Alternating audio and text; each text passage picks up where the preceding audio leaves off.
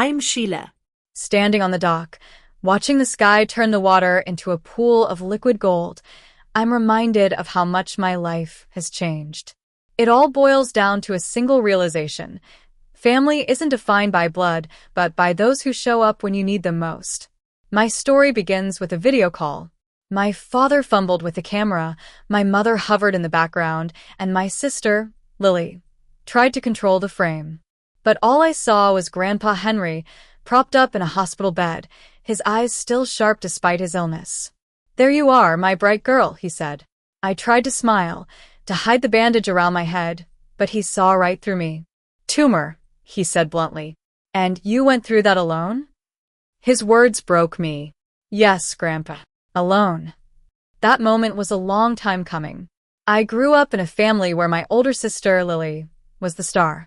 My father, Robert, was a high-powered lawyer, always busy with his cases and full of self-assurance. My mother, Victoria, was a socialite, more concerned with appearances and Lily's achievements. I was just the afterthought. In school, I worked hard. I made good grades, joined clubs, and volunteered. But whenever Lily did something, it was like my accomplishments didn't matter. At a science fair, I built a working model of a chemical reaction. It was amazing, but Dad barely glanced at it before going to Lily's project, a detailed model of the human heart. He boasted about her to everyone while I cleaned up my display. My birthdays were always overshadowed by Lily's events. When I turned 18, it was the same weekend as her charity ball. My parents left me with a note saying they'd celebrate later, but they never did. By the time I graduated high school, I knew I needed to get away.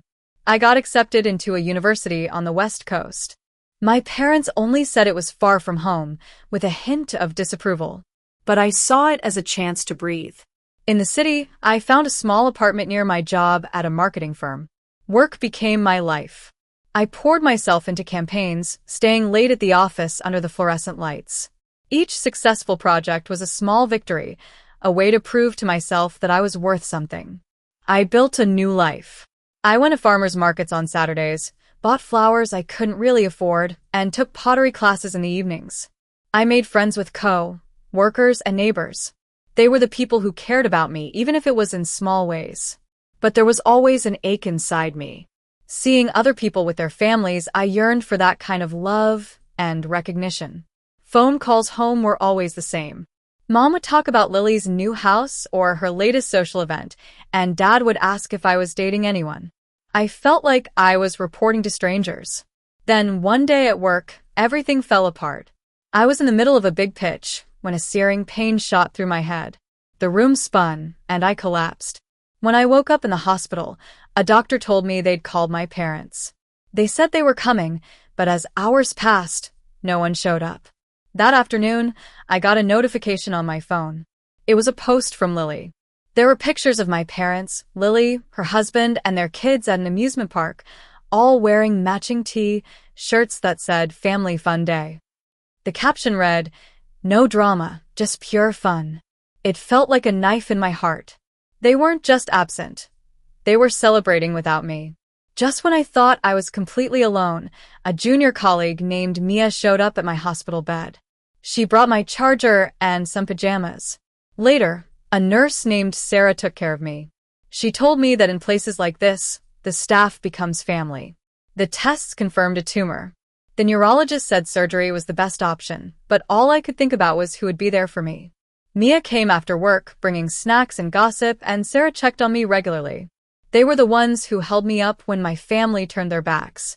3 days into my hospital stay, my phone lit up with missed calls from my parents and Lily. A text said Grandpa Henry had a stroke and was asking for me. I called my father, and he accused me of not answering their calls. I told him I'd been in the hospital with a tumor. He stammered and said they didn't think it was serious. I demanded to see Grandpa on a video call. That video call was the turning point. Grandpa Henry called out my family for neglecting me. He said they'd failed me again and again. For the first time, they seemed shaken. I told them I didn't need apologies, I needed change. 2 weeks later, against my doctor's advice, I took a train to see Grandpa one last time. When I got to his hospital room, he whispered, "You came." He passed away a few days later, but he left me a cabin by the lake in his will.